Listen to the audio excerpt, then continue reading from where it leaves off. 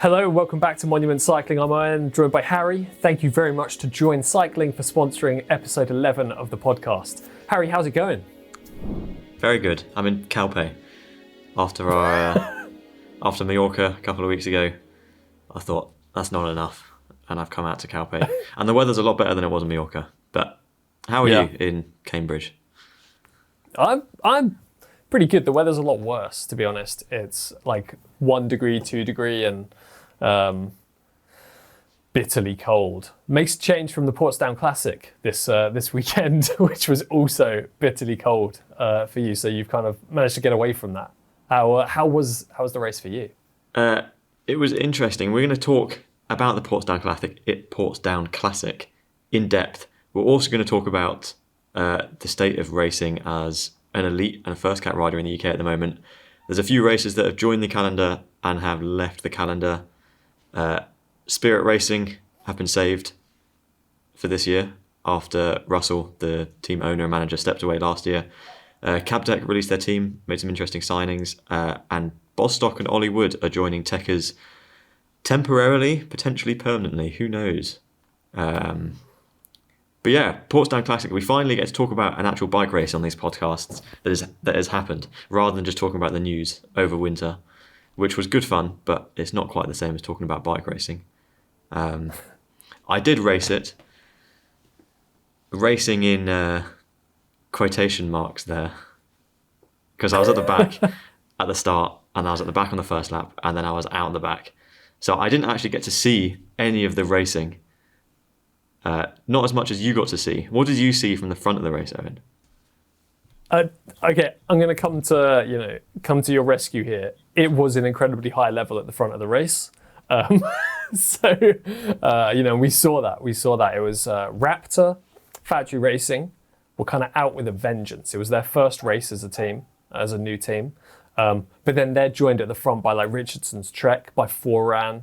So some big, strong riders that have got experience on those teams. And the pace was just infernal.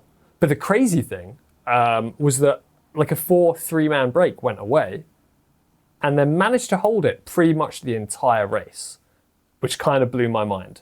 And then we ended up with the eventual winner coming from that breakaway as well, Jordan Giles, which the pace that it's being run at so early in the year is not exactly a fun day out for them, as you found out at the back of the race. I mean, we've talked about this race before a little bit before, but we should intro it. I guess it's a very unique race. It's a very fast, well, maybe not necessarily fast. It's a very high level race, and the people that are in there are very strong. It's in February, so it's really cold. It's the classic kind of season opener. It's got one really steep hill in it that's about, 300 meters long, 200 meters long, and the rest of it is just really grippy. Normally lots of crosswind. Today, on the race day, we had a lot of headwind over the difficult part of the course, which kind of kept it together a little bit more than it normally is. When you've got a crosswind over the top of Portsdown Hill, it can just be single file for 80 riders, which is obviously disgusting and horrible to be in. But when it's headwind, you kind of bunch up a little bit more. So it wasn't a ridiculous pace, and it wasn't ridiculously hard as it has been in previous years. There wasn't any rain. And it's pretty short. Yeah. The winner did it in just over 1 hour 40 if you discount the neutral zone, which is for a road race really, really short. That's almost like crit length, really. And we heard it when you interviewed Rowan and Jordan after the race, and before the race, that it's not actually a hilly race, really. Yeah. Similar to like Lincoln. You might, obviously, you're thinking the Lincoln GP is the Michaelgate climb, but in reality, the rest of the course is pan flat with a descent. So the climb plays into the race, but it's not necessarily just the climbing that's important. It can still be very tactical. But how did that breakaway get away at the start? Obviously, it went away on the first lap. Yeah, Raptor smashed it really early on. We were talking with them beforehand, and it was funny, as you mentioned, it's not as hilly as you expect. And Rowan had said early, he's a big guy, like 70, 80 kilos. And he can climb very well because he's very quick. But he was like, it is a powerful race. And if you can power over those things, the only climb that really matters is that finishing climb. So Raptor smashed it, I think, into the base of that first climb through it's like a chicane. So taking advantage of the natural road, the road layout to line it out. That didn't quite work initially, but I think what it did is it put everyone on the rivet enough that eventually, when the 4 riders did attack, there's less like firepower behind them to chase. They're 4 of the biggest teams there, so most people are looking to the big teams. And the big teams are like, well, we're represented, we're not going to chase, and then you're left with the smaller teams and the individual riders. The interesting thing was that Rowan, who unfortunately punctured, so we had some like expert analysis from Rowan on the side of the road. He was unsure as to whether or not they would stay away. It was like, okay, at this current stage with a 20-30 second gap, you can close that down so quickly just on Portsdown Hill or even on the finishing climb. And he said, what you need to worry about is if it goes over 40 seconds, over 45 seconds, next lap, boom, over 45 seconds, and it's reaching out to like 50 and towards a minute. And we're like, hang on a second. This could actually be the winning move because you only have to stay away for another 30 minutes, not another 3 hours. So yeah, it was really interesting how that played out. And then eventually, Jordan Giles takes his opportunity, clearly had the legs because he's attacking into the headwind on Portsdown Hill, but gets away from the chasers and holds it by like 5 seconds all the way to the line, I think. So you've jumped ahead a bit there. I thought I was trying to build up some anticipation for the result, but Jordan did go on to kind of dominantly win. He got caught and then still had enough to get on. But the composition of the breakaway was quite interesting. Normally, at a race like this, you'd expect there to be lots of attacks, people getting excited. It's the first race of the year. The conditions were quite good. Just people flying off the front. And then there's just enough people behind, not necessarily cooperating, but just enough people behind flying off the front as well, that everything kind of sticks together or kind of blows up into little groups and then comes back together, rather than a breakaway being formed and then a chase being formed. But we had this time that the 4 that got away were pretty much the 4 strongest teams, and you've kind of instantly got a group that was completely represented up front with teams that weren't going to chase behind. Who was chasing behind? Was there any chasing, or was it just people attacking, closing that gap down, and then nobody wanted to work and it goes out again, then people attack? It looked like most of the attacks were just individual riders accelerating on the front. You know what I mean? And for me, having the big teams at the front meant it had to be individuals who chased. And the individuals who chased in the end were Ed Morgan from SRCT, Scott Redding's team, and Tom Cousins, who's a privateer this year, but formerly of Ribble Rebellion. They are 2 incredibly strong riders. Like Ed Morgan's the Welsh national crit champion in 2024, and Tom Cousins has been absolutely smashing the national trophy series of the cyclocross. So when it comes down to like individual very strong riders, the difficulty is you need a breakaway where you don't have hangers on, where it's just the strong riders who are then willing to like up the gas. And getting that composition is really difficult, and they only got that, I think, on the final lap or something. It seemed like Ed Morgan, because Ed Morgan came across and managed to catch poor old Judy from Raptor, who just cracked on the final climb. Ed Morgan rolled him 200 metres from the line. For it to get to that moment meant you didn't have a concerted chase behind. It had to just be these like the strongest riders that had missed the move. Which was just an interesting composition, or an interesting like situation of the race. And I feel like I wanted to ask you, what do you think we can learn from it? Looking forward to the next races, but I don't know if there is anything we can learn. Not much more than just, obviously we talked about it as well before. It's not necessarily an indicator of how well you're going to do in the year. There'll be riders that finish on this result sheet that are like 40th that aren't anywhere close to peaking for the year, and will probably go on to have very good years winning races. So there's not really too much you can read into the race other than it's a really interesting race.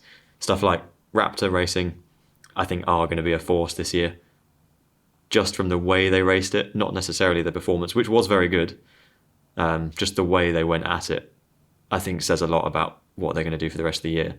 You know, they kind of do want to grab the races by, what's the saying? They want to grab it by the collar. Is that a saying? Grab it by the horns? Grab it by the horns, there we go.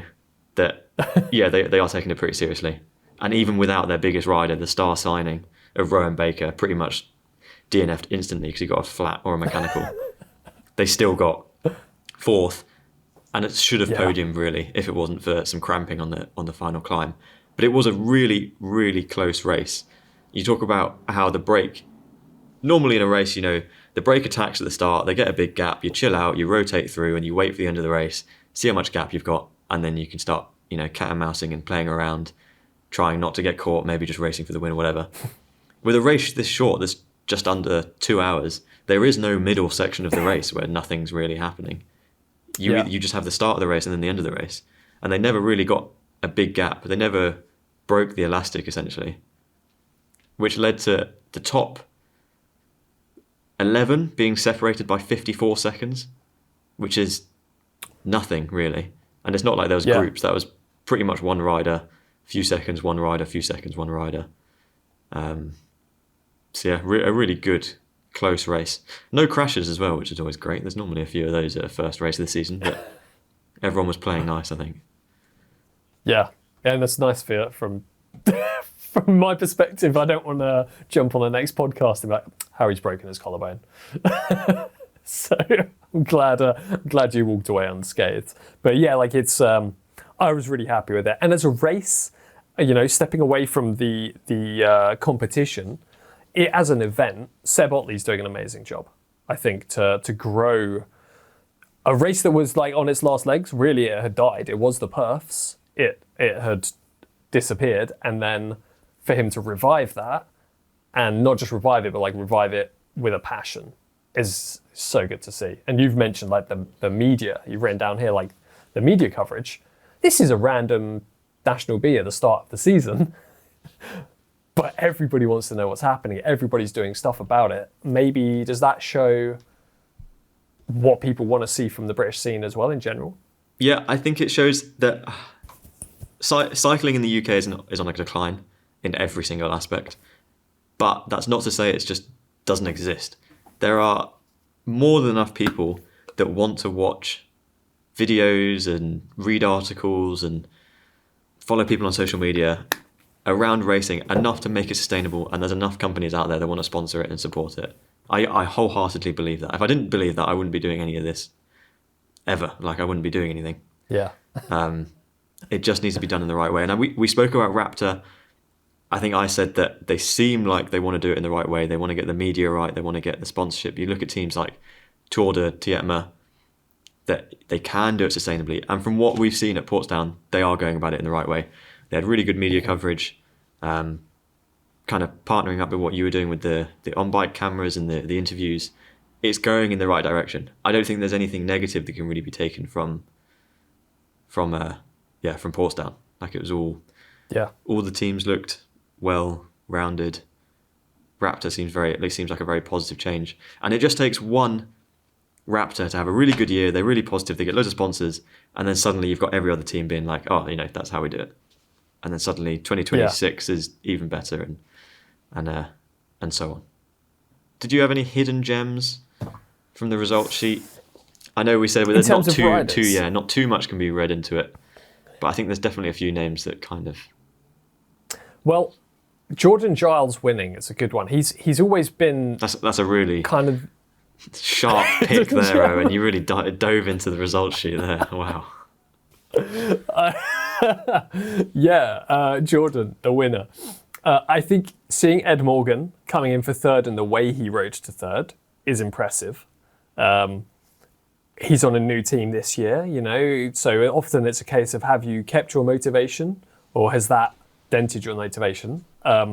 He's clearly still motivated, and him coming across and wanting to race, he could have, you know, he's got bigger fish to fry, so he could have sat in the bunch, but he didn't. He wanted to race, and he comes across, attacks hard on that final climb and takes third place. Like, I was very impressed with that. Especially because at the beginning of the race, he was like, yeah, my heart rate's so high, I feel terrible. Like, you know, like, what even is a bike race? So him maybe in not top form riding to that place shows that this year we could probably expect some good things from him. I think Judy as well, Judy Clare, the Raptor rider who ended up coming fourth, because he's not on the podium, you miss him a little bit. But he was in that breakaway all day. He was pushing hard. Rowan was screaming from the side of the road, like, do less work, sit in. But Judy's just like excited and was one of the driving forces. Sure, he cramped in the finale, but he's like a robotics scientist as well, you know, like, wow. So the level of, like he runs like a robotics startup, which is impressive.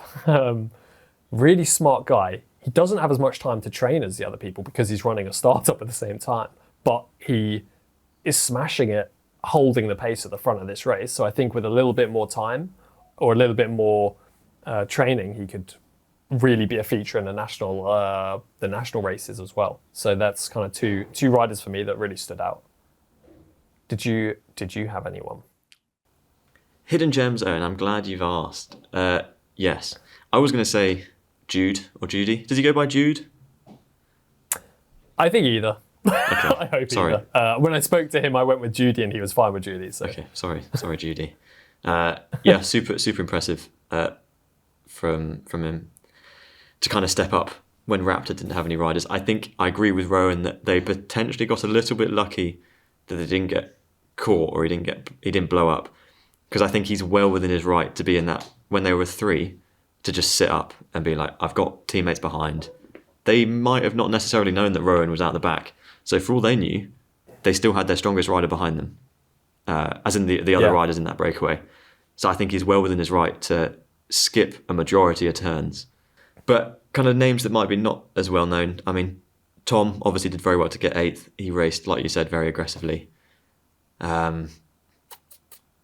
Jacob Vaughan, previous winner of Perfs, he was up there in 13th.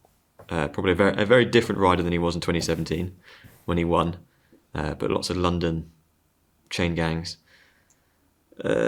Gus Dutton and his teammate, the Decathlon AG2R riders, they got 21st and 23rd in the kind of main group that finished together. So 2 very good performances from juniors. Oscar Lawrence, another junior, did very well. He was up there in the front group in 25th.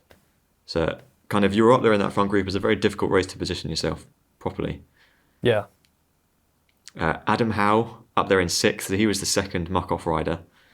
He's he's a local rider that does road races occasionally, but extremely strong. Like, I've raced him at a flat race and he's got a ridiculous amount of watts. But yeah, just a really positive race. Any other comments on the Portsdown Classic? No, I liked it. Do more of it. We'll cover more of them. A weekly Portsdown Classic. Weekly. Well, you know, it honestly, that's one of the other news is covering that in the way that we covered it. We didn't have the full resources that we would for a national series race, but I want to cover more of it. Like that level of race, I want us to put more resources towards that. So I'll be looking at how we can do that throughout the season, really, which is nice. Cool. Portsdown Classic. I raced, obviously. I didn't do very well. Because I'm not very fit. And part of not being very fit is that I want to get fitter, which is why I've been using Join Cycling, sponsor of the podcast. I've been using Join for a few weeks now. I was using it in the couple of weeks run up to Portsdown Classic, trying to get me ready. It did get me ready as much as it could do in 2 weeks. Unfortunately, you can't raise your FTP by about 50 watts in 2 weeks. But, you know, for next year, if I keep using Join, I'll be ready. I'm on my first build week at the moment of the long climb builder, kind of stamina builder. That's what I need, that general kind of fitness. And I'm really enjoying it. I can see the next 2 months, what it's going to tell me to do over the next 2 months. And I've got a performance test at the end of those 2 months. I reckon I'm going to double my FTP. It's telling me exactly kind of how well I can improve, how much I can improve over those 2 months. And explains each session, each week of training, why I'm doing what on each day. So it's doing more than kind of like a cookie cutter training plan would do. It's exactly what I need at the moment, to be honest. And just the feeling of getting a session and completing it is really positive for me mentally. Yeah, just need to get you on it now. Maybe one day, when I get back on the bike. I am living the dream. I'm in Calpe for 3 weeks. I'm working a lot. I've got a lot of stuff on my schedule. I can just feed in my availability. It spits out a bunch of workouts that I need to do and why I'm doing them. There's no second guessing. Yeah. In my mind, I just go out, tick off the sessions, feel great, and get fitter. Easy. And you can get 30 days free of Join Cycling with Monument Cycling. First link in the description. Sign up, use it for a month, and get fitter. With me. What's next is that you can't race your bike. Okay, so this is a very personal... On the scale of issues within British cycling, this is like bottom of the list, but it affects me, so I want to talk about it. Basically, if you don't know about racing as an amateur in the UK, there are 5 different categories that you're in. Everyone starts as a 4th category, and then you race in races that you're allowed to race in. Normally they're 3rd and 4th categories together. As soon as you do well, you pick up points by finishing in the top 10. You get 12 of those points, you get upgraded to 3rd category, and then you can do categories, then you can do races where obviously you can race as a 3rd cat. Then if you get 40 points, you get up to 2nd cat, and then from 2nd cat to 1st cat is 200 points. So it's a lot of points. Oh no, yeah, it's 200 points. It's a lot of points. Yeah, 200. And then you're a 1st cat, and then to elite it's like 350 points. So most races you'll get 10 points for a win. Some of the big ones will be up to like 60. The biggest is like 100, but there's only like 5 of those races in a year. So you need to race a lot to move up these categories above 2nd cat. Most of the races in the country, the little kind of circuit races, are 2, 3, 4. So anyone that's a 2nd, 3rd and 4th cat can race, and that's cool and that's fine. And then sometimes they have like an E1 too, which will be elite 1st and 2nd. And there's been a trend I've kind of been noticing over the last few years, mainly after COVID, is that organisers and events aren't doing as many E1-2 races and are just running the 2, 3, 4. And that, I'm not necessarily blaming the organisers for this. I don't think it's malicious or anything. But I assume they've done it because if you're a 3rd cat, you don't want to race in an E1, 2, 3 because you're going to be one of the weakest in there. Necessarily, you're not going to have as much experience and it's going to be a harder race. You're not going to be able to compete for the win. Like, obviously, there's less people that want to do that. So to attract as many people as possible, make it a sustainable race, they kind of trim it down and just have 2, 3, 4 categories. Unfortunately, I'm a 1st category. Not because I'm that good, just because I race every week at Mountbatten and I pick up easy points. And all I need to do to sustain my 1st cat is 100 points a year. So it's less than the points needed to upgrade to 1st cat. So basically, I can't race. I want to race. I've got money to burn in my wallet to go and do these little circuit races, but I literally just can't at the moment. I have to wait for an E1-2 to be run. As you've been describing that there, it's made me think the way that organisers have shifted to 4th and 3rd and maybe 2nd cat races because that's where the audience is, as it were. It reminds me of triathlon, and this isn't like a dig against triathlon, but I was looking at the outlaw triathlon earlier, and it's all age groups, and you'll have it's a mass participation event really that happens to have an elite race at the front, and it feels like organisers are recognising they're feeling the squeeze with the pressure of how much it costs to run their event. So they'll naturally choose the one where there's the biggest audience, the biggest paying customer audience, which is a sensible choice. But that cuts out the top of the racing, doesn't it? It means that the elites, the 1st cats, and the 2nd cats who want to race at that level don't have an event all of a sudden. And there's not enough of them to be a viable target audience. So has me thinking, okay, how do you fix it? What do you propose? Well, I mean, to say again, the issue is a very small number of cyclists. I think there's maybe 50 elite cyclists in the UK and maybe 300 1st cats. So this is a very, very small percentage of the people that are racing. But if I'm having this problem, and if there are weekends where I can race and I'm not racing because there are literally no races I can go to, there'll be more than just me, which means there are people that aren't racing. And there's a very small number of people that want to race just full stop. Like, that's a category of cyclists that we need to kind of keep hold of, and one that's been shrinking for a few years. I don't think the solution is just to make organisers make an E1-2 race, because this has clearly come about because they've done that before and it's not worked for them. Like, they haven't been able to get enough entries in the races to make it a sustainable event. I just think the whole category system in the UK doesn't work. I think the whole idea of getting points at every single race,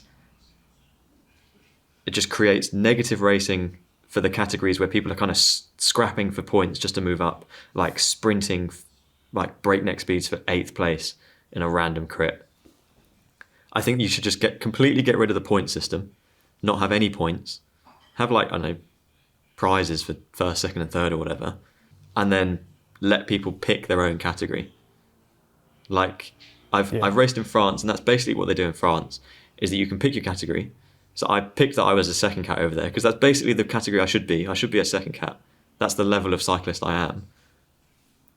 And then the governing body at the end of the year looks at your results and decides whether or not you should be bumped up or not. Like, if I said I was a third cat and then I went out and won 10 third cat races in a row, obviously I shouldn't be a third cat and I shouldn't be in those races. So they pick up on that very quickly and just boot you into the next category, regardless of what you want. But the first thought of some people is that, oh, well, surely everyone is just going to make themselves an elite, or everyone's just going to make themselves a third cat so they can win in easy races. That just doesn't happen. Like, people want to race competitively. People aren't going to pick the easiest or the hardest categories. That's the reason they're racing, isn't it? Really is. And if you want to be a pro, then you're going to pick where you actually think that reflects your level, because you want to race well, maybe win, but not necessarily win every single time, because you're not racing for ego, you're racing to become a pro. And if you're racing for ego, well, there's a mechanism to stop that, where people go, hang on a second, you're winning every single race. It's interesting hearing that compared to where I raced more, which was Belgium, where there's basically with contract and without contract. If you have a contract, if you're a UCI rider, boom, you're in the with contract. If you don't, you're in the without contract.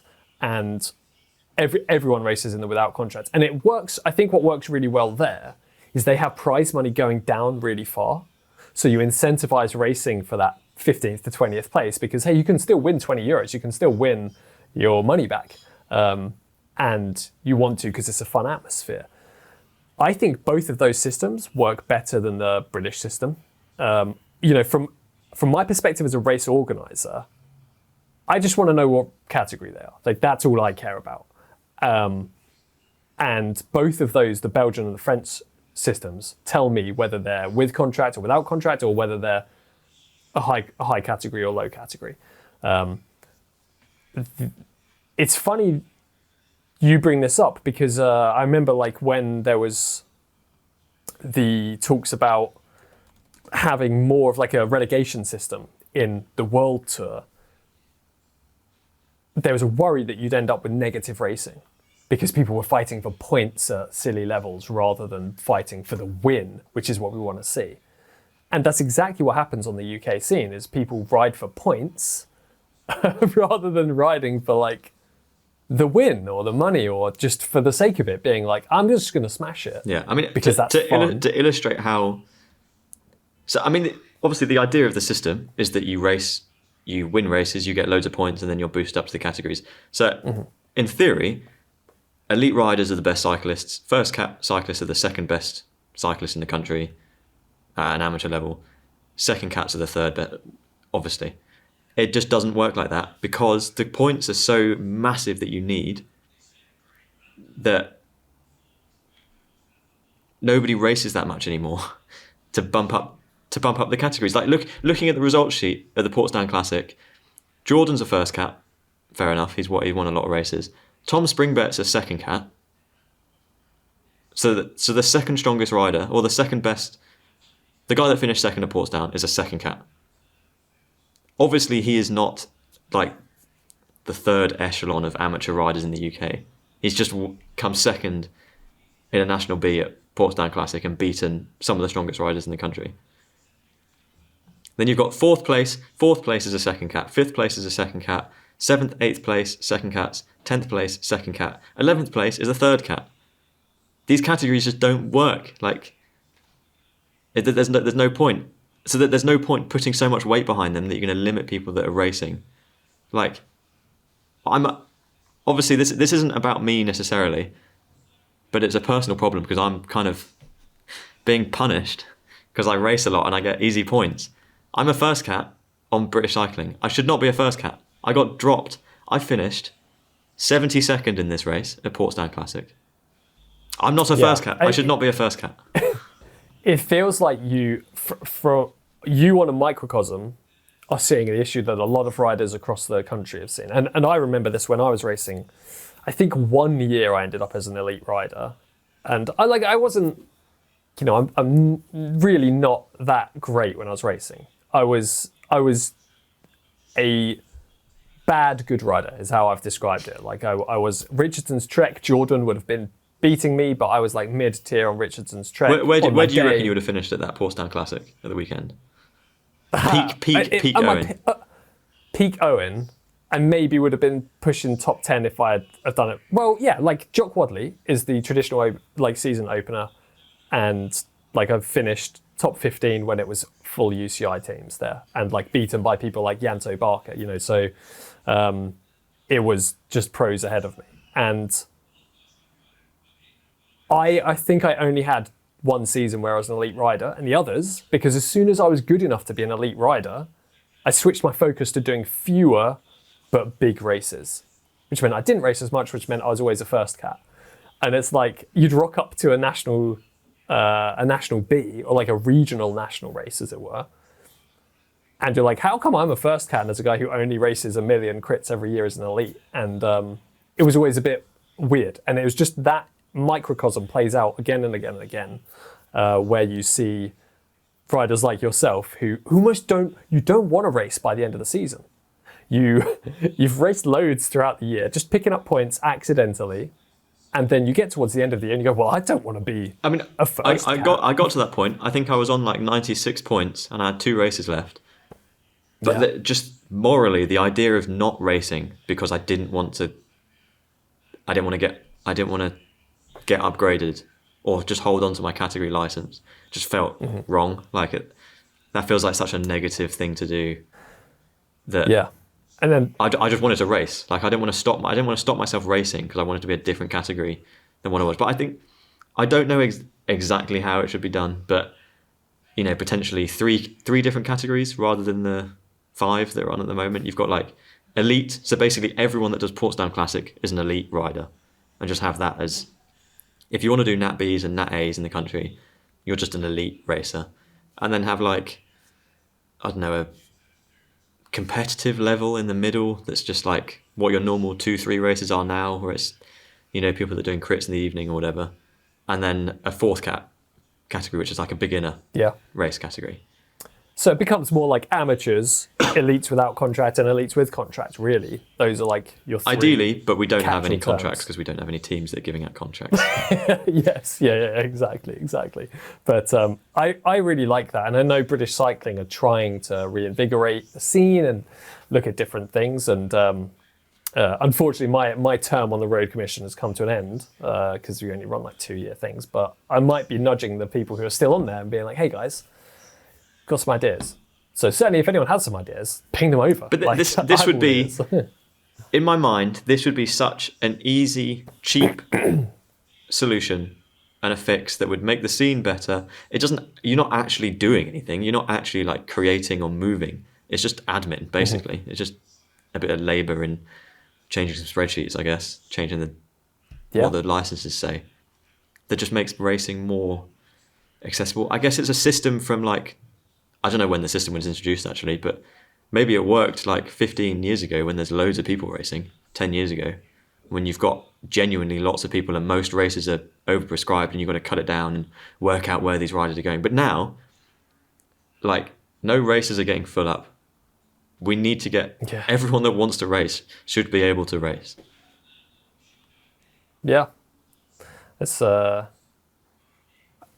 It's an issue that we've been having a while and like a decline that started since I was racing. But hopefully we can, hopefully they'll listen. If we come up with some good ideas and present them in a certain way, maybe they'll try, maybe they'll listen, and maybe we can improve the racing, the amateur and the elite racing in the UK. And talking of the elite racing, you've got down here, we've got Spirit, CabTech and Bostock. So Spirit is a good news story. Spirit Racing Team has been one of those elite teams, top teams, had some great riders. They helped develop George Kimber, who won the National Series last year. And then they were like looking like they were about to fold at the end of the season. Yeah, so Russell's the long-time team owner and manager of Spirit. I don't know exactly how long, but it's been a long time. A very public, I don't know, controversial is not quite, it's a bit too strong. Outspoken. An interesting character. Yeah. He likes a good argument on Twitter sometimes. That's what. Don't we all? That's probably the nicest way to say it. But I've only heard good things about him, really. But yeah, he stepped away. Just wanted to do other stuff, I guess. But the team, not because he stepped away, but the team was just kind of in a state of unease. They didn't really know whether they were going to get enough support for 2025. But they have, and they survived. And they're running this year with a similar sort of lineup to last year. George Kimber heading it up. But I've added this in again. Well, firstly because it is a positive story that they're surviving. We've got another team doing what a team does in the UK scene. But the fact that you can win basically the only target of the year, the only big series of the year for an elite team like this, the National Series, normally won by a pro team, a Conti team. The fact that you can win that as a team and not just be secured for the season afterwards with sponsorship, something is very, very wrong. And I'm not blaming the people that run the team. Like, it's a lot of volunteer work. It's the same when I talk about races and how they need to activate the races properly. I'm not blaming the people that are running the teams. I'm just saying that the system doesn't work. Something needs to be changed. The way that we kind of run teams needs to be different to activate these things properly. Like this is it that you've peaked. It's like Red Bull winning the F1 championship, and then the year afterwards, Red Bull pull out because they're not happy with the return. Like, yeah. What are we doing here? If we can't win the biggest race of the biggest title of the year, get as much sponsorship, reach as possible, and it not be enough to get the sponsors back or more for next year. Maybe most of the blame lies in British cycling. Like, you've got a series of races that your biggest races of the year, a small team can win it, and you don't give the sponsors enough reach and visibility for them to want to do it, want to sponsor the team for next year.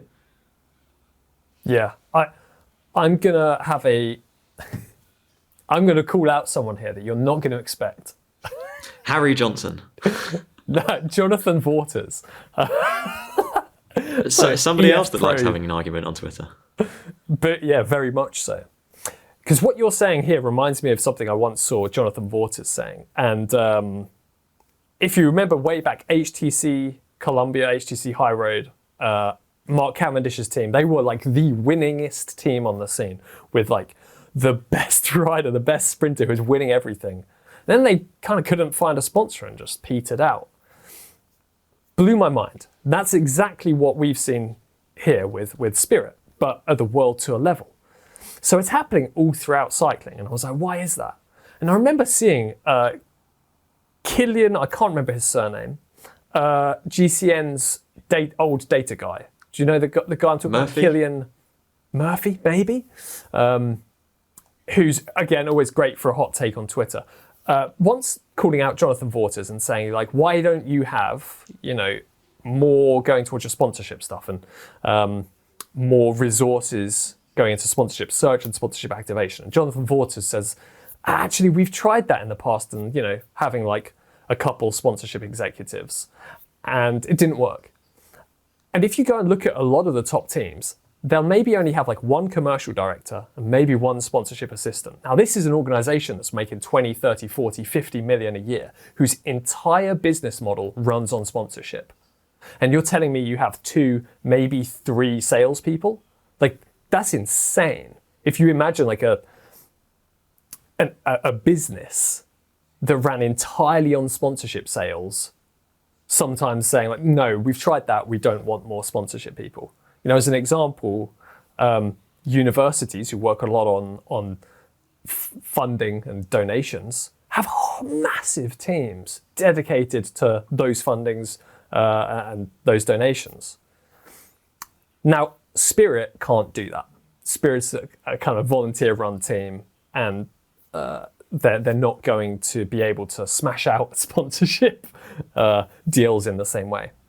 But maybe when somebody starts a cycling team, they need to have in the back of their mind, this whole model relies on sponsorship, therefore I have to activate that sponsorship in a certain way. I have to have a search constantly going for sponsors. And if you don't want to do that, like, whether or not you're the best, like, running a cycling team is for you. And that's not the case with Spirit, I think, because Russell has run it for years. He's done that really well. But it just feels like some teams jump into it because they want to run a team without realizing that this is a whole model that requires funding, requires a pipeline of sponsors. I'll extend that even further into another hot take, that I think for a team, basically at any level, unless you're UAE going for the Tour de France, activating your team, marketing your team is more important than how well your team does on the road. Yeah. Results-wise. If you want to create a sustainable... Obviously, if you're just in it for the love of the game, like, money's not really a problem. You've got people sponsoring you to win races, whatever, cool. But, like, at the level that we're at in the UK, making your team sustainable and marketing it properly is more important than how well it does on the road. And this is proof of that. You've done as well as you can do on the road. The team has won everything it could do and more, and it's not enough. Like, you need to market it properly. And that, again, that's not directly talking to people who run Spirit. That's just a general, we need to think about this a little bit differently, potentially. Yeah, I think that's fair. And that ties in quite nicely, actually, to one of the other announcements this week, which was Tour of the Res in Lancaster. Now, Lancaster is taking a year off, a little bit due to logistics and the finances of it. But actually, that's a race that's done really well at activating their partnerships. We go along, we've done live streams back to base for them and kind of onto Monument Cycling TV.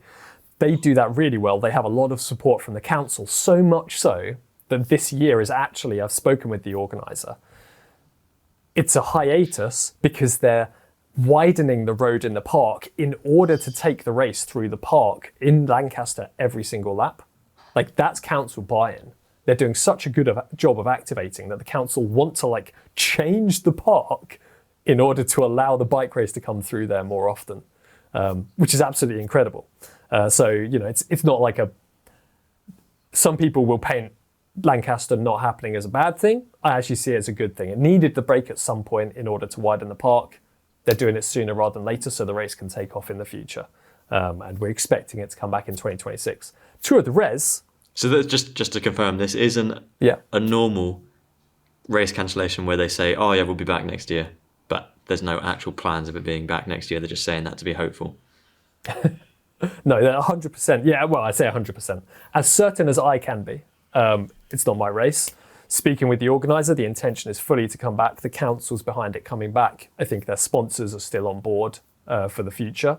And it is really that they wanted to widen that park, do some work in there. And unfortunately, that affects the race this year, but it should be back in the future. Even better, because you'll be able to go through that park every single time, which would be awesome. Cool. So no need to panic. Sweet. Yeah, I don't really have anything to say on that, to be honest. One race gone, one race back. It's kind of It's pretty standard. And then hopefully next year we end up with 2 races back. So that's and the Tour of Res is back as a stage race. Yeah, it should be back. I think it's coming back as a one-day race this year. This year, yeah. And then there were talks that eventually it goes back to the stage race that it used to be. Fingers crossed. CabTech. Wheelbase CabTech, Owen. CabTech. The team in I like that team. Fluorescent green, they stand out. That's a good activation. Just pick a colour, a bright colour, instantly recognisable, and they win races, don't they? But they've released their lineup. I saw it on British Conti. They have signed a few riders, most notably James McKay from St. Piran, the doomed cycling team from last year. He's super strong.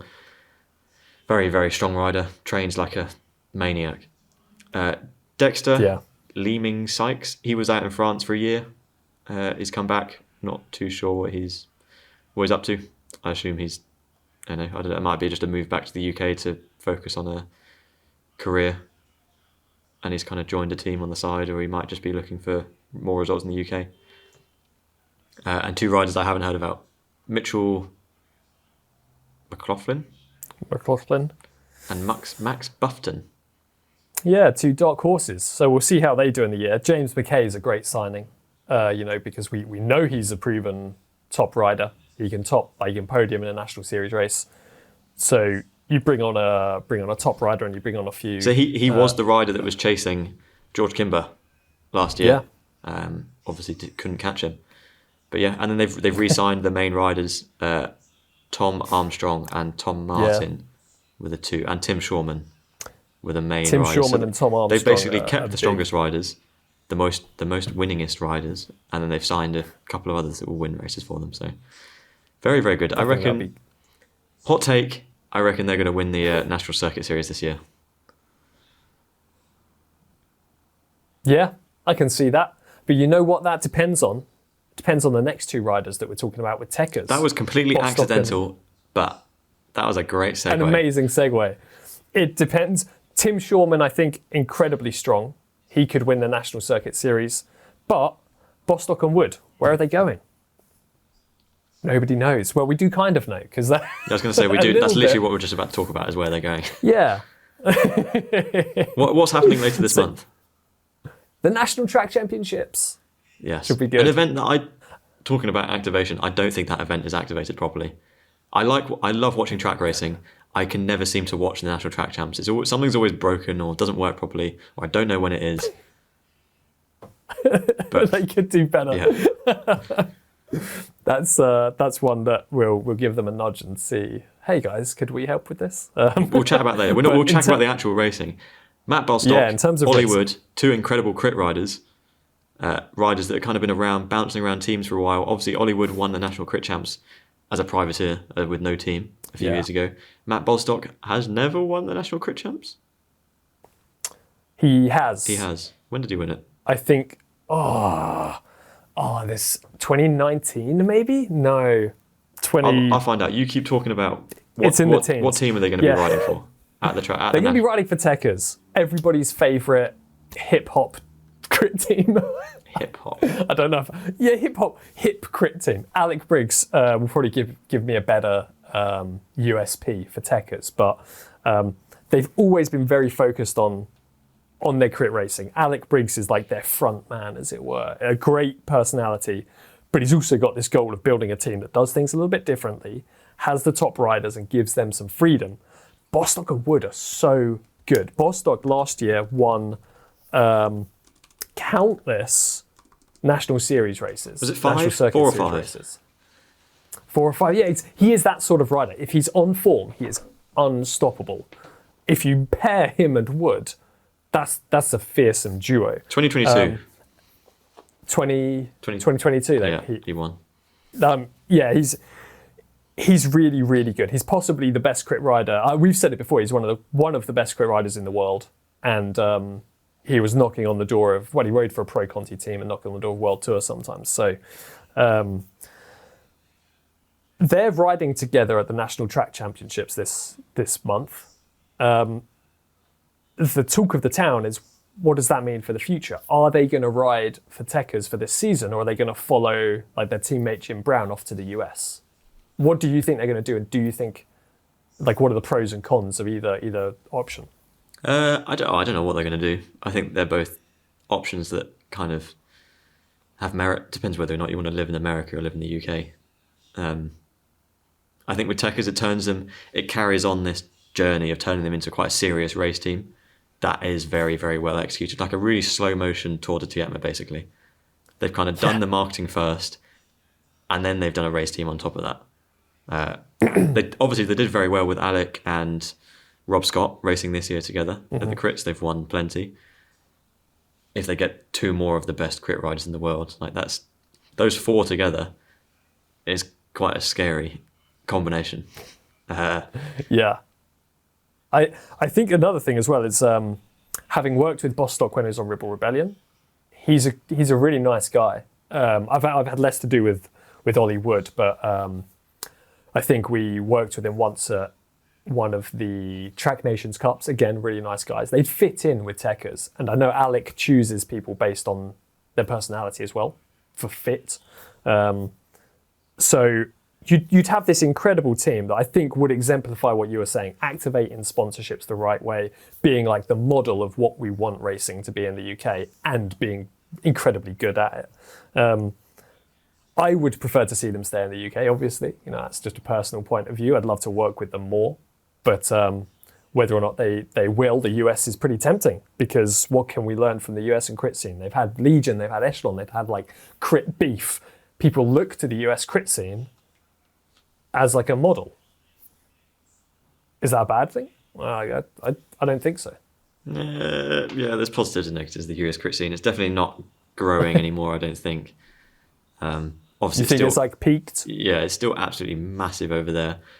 You get paid a lot more over there than you do over here for racing your bike, even though they don't have any Tour of California or Tour of Utah or anything anymore. The crit scene is big enough that you can, I assume you can make a living off it. They definitely can make money off it. Yeah. But yeah, obviously we saw Jim Brown go over there to, what was it, Echelon, or whatever team he went and joined over there. What team did he join? Yeah. Can't remember. As soon as he said US, I switched off. No, I'm kidding. I'm kidding. But he did incredibly well in like Speed Week last year. How will it change the UK scene if Bostock and Hollywood aren't in it this year? I think we would see, as you said, CabTech will be the team to beat and the Circuit Series. Tekkerz will still be up there, but maybe they won't be fighting for the win in the same way that they were in 2024, which would be a shame, because I like seeing them at the front of the races fighting for it. They're great. Tekkerz, sorry. Yes, yeah. Tekkerz. Well, surely if Tekkerz, one of the only people that was beating Rob Scott last year was Matt Bostock. Surely if Matt Bostock's not there anymore, they'll win more. Oh yeah. Oh, that's a good point. That's what I mean. I think it opens it up. Whether or not they go to Tekkerz or America, Tekkerz will do better. Yeah. Is Rob confirmed for Tekkerz this year, then? I have no idea. In my head, for some reason, I assumed he wasn't confirmed. Yeah. But if he's confirmed for Tekkerz, then you're 100% right. Which is good, and you can ignore everything else I've said. So, I mean, his last post on Instagram was your post, collabed with him, talking about his battle with Matt Bostock. So a while ago. Maybe that's up in the air. I'll see what we can do, dig out, and we'll find out and get some more updates on them. But I want to see them both racing in the UK. I think they are the perfect example of top British talent and top British crit riders, and to have more than racing here would be good, and to have more power to Tekkerz is even better. I like it. Sick. Anything else you want to mention? Perfect. No, that's all from me. I'm happy. I guess my last thing is to tell listeners to go check out Monument Cycling TV at tv.monumentcycling.com, which is where you can get all of our extra content. We've been uploading our first new videos for 2025, interviews with Brian Baker behind the scenes. We're going to be doing a lot more of those with riders, getting their insights, what are their thoughts immediately after races, coming up into the lead up. Really getting to know the top riders in the UK, giving you some extra content, and delivering some extra value for Monument Cycling, and the small amount of money you do have to pay, which I think is $4.99 a month right now, or $49.99 a year if you get a full price. But there are some codes lying around. That money goes directly to us to help us run the coverage that we do run and support the British scene. So if you're already subscribed, thank you very much. If you're not, go check it out. Cool. Thanks for watching, and thank you Join Cycling for sponsoring this series of episodes. Goodbye.